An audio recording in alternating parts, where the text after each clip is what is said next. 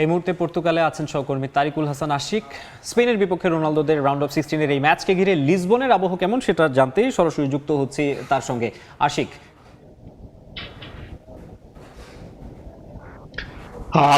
পর্তুগিজদের কাছে ফুটবল এবং Cristiano Ronaldo এই দুটোই একটা আবেগের নাম বলা যায়। আমরা যদি বলি যে ম্যাচ শুরুর বেশ খানিকটা সময় আজকে বাকি আছে, আমরা দেখেছি যে পর্তুগিজদের মধ্যে উৎসাহ উদ্দীপনার কিন্তু কোনো কমতি নেই।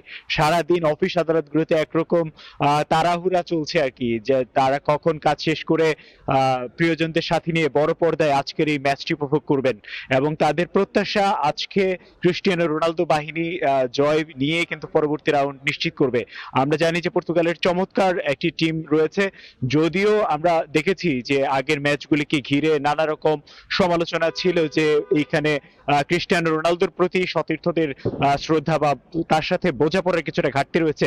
এই সব কিছু উড়িয়ে দিয়ে আজকে পর্তুগিজদের প্রত্যাশা একটি দল হয়ে জয়ের লক্ষ্য নিয়ে পর্তুগিজরা মাঠে নামবে এবং সেইখানে জয় ছিনিয়ে আনবে রোনালদো বাহিনী এবং পরবর্তী রাউন্ড নিশ্চিত করবে। আমরা জানি আজকে যে মিডফিল্ড পর্তুগালের, আমরা যদি বলি যে এবার পর্তুগালের মিডফিল্ডটাই সব থেকে গুরুত্বপূর্ণ এবং পর্তুগিজদের প্রত্যাশা এই মিডফিল্ডকে নিয়েই। এর মধ্যেও আমরা দেখেছি যে ব্রুনো ফার্নান্দেজ বা গনসালো রামোস বা অন্যান্য যারা রয়েছেন, জোয়াও ফেলিক্স সহ পর্তুগিজদের সাথে যারা পারফর্ম করে আসছেন ধারাবাহিকভাবে, নুনো মেন্ডিস, রাফায়েল লেয়াও, তারা যদি তাদের সর্বোচ্চটা ঢেলে দিতে পারে তাহলে পর্তুগিজরা বিশ্বাস করে আজকে স্পেনের সাথে জয় খুব বেশি কঠিন হবে না এবং তারা খুব সহজেই আজকে স্পেনকে হারাতে পারবেন। যদিও স্পেনে লামিন ইয়ামালের মতো তারকা খেলোয়াড়রা রয়েছে এবং তারা বেশ ভালো পারফর্ম করেছে বিশ্বকাপে, কিন্তু রোনালদো আজকে এরই মধ্যে ঘোষণা দিয়েছেন যে এই বিশ্বকাপে তার শেষ বিশ্বকাপ হবে।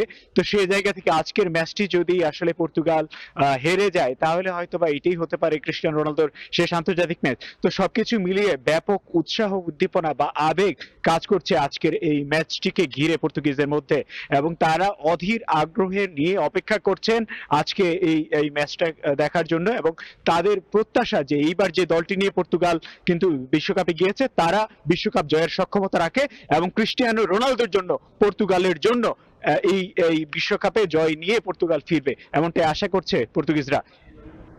নিশ্চয়ই লিসবন থেকে যুক্ত হয়েছিলেন তারিকুল হাসান আশিক, জানাচ্ছিলেন সেখানকার দর্শকরা পর্তুগাল স্পেন ম্যাচ নিয়ে কি প্রত্যাশা করছেন সেই খবর এবং বিশ্বকাপ নিয়ে যে প্রত্যাশা তার খবর।